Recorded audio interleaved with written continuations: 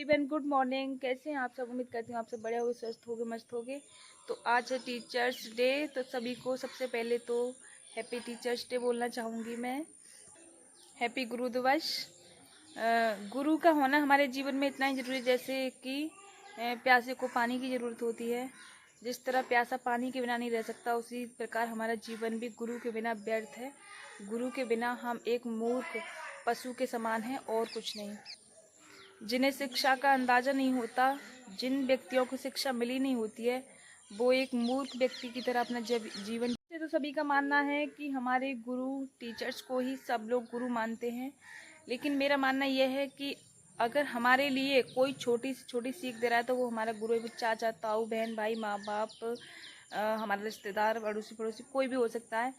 जो हमें छोटी छोटी सीख दे रहा है वह हमारा गुरु है। गुरु का मतलब क्या होता है? सिखाना। जो हमें सिखाए उसी को तो हम गुरु मानते हैं। तो अगर हमें कोई कुछ भी सिखा रहा है तो वो हमारे लिए गुरु ही है। हमें उसे गुरु समझना चाहिए, उसका आदर सम्मान करना चाहिए। भगवान श्री कृष्ण को भी जब राधा से कुछ सीखने को मिला था तब उन्होंने राधा को गुरु माना था। जबकि जब स्त्रियों को गुरु मानना वर्जित नहीं था, जब स्त्रियों को गुरु मानना पाप था, स्त्री को नीची दृष्टि से देखते थे लोग, पुरुष को ऊंचा समझते थे। पुरुष को ही मतलब गुरु, आदर सम्मान पुरुष को ही दिया जाता था, स्त्री को नहीं। लेकिन भगवान श्री कृष्ण उस समय में भी स्त्री को पहली बार राधा को गुरु मानकर स्त्री को गुरु बनने का मौका दिया। कहते हैं कि वहां पर जितने भी लोग थे सबने महर्षि दुर्वासा को गुरु माना था, क्योंकि वो बहुत ही बड़े विद्वान, बहुत ही बड़े ज्ञानी थे और उनका क्रोध आ जाता था तो वो जिस किसी को श्राप देते थे वो तुरंत ही मतलब सफल हो जाता था, वैसा ही हो जाता था। लेकिन उसके बावजूद भी उनके क्रोध की उन्होंने कोई चिंता नहीं की। भगवान श्री कृष्ण ने राधा को ही गुरु माना, लेकिन उस पर ऋषि दुर्वासा ने भी कोई ऐसा कुछ नहीं उठाया, बस कारण पूछा था राधा को गुरु मानने का, जो कि भगवान श्री कृष्ण ने बता दिया। उसके बाद ऋषि दुर्वासा भी मान गए थे कि हाँ, राधा कृष्ण जब गुरु मानते हैं तो मान सकते हैं, कोई वो नहीं है।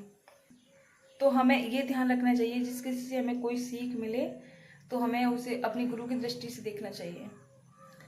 तो इस पर मैं बस दो ही लाइन कहना चाहूँगी कि अगर कहीं आग लगे तो बुझाने के लिए पानी काम आता है, कहीं आग लगे तो बुझाने के लिए पानी काम आता है, और मेरी हर सफलता के पीछे गुरुदेव आपका नाम आता है।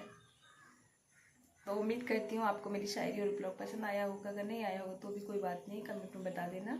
नहीं आया हो वो भी बता देना, आया हो वो भी बता देना। छोटा सा ब्लॉग रहने देती हूँ, यहीं पर बंद करती हूँ। ठीक है, मिलते हैं अगले ब्लॉग में, तब तक के लिए बाय बाय।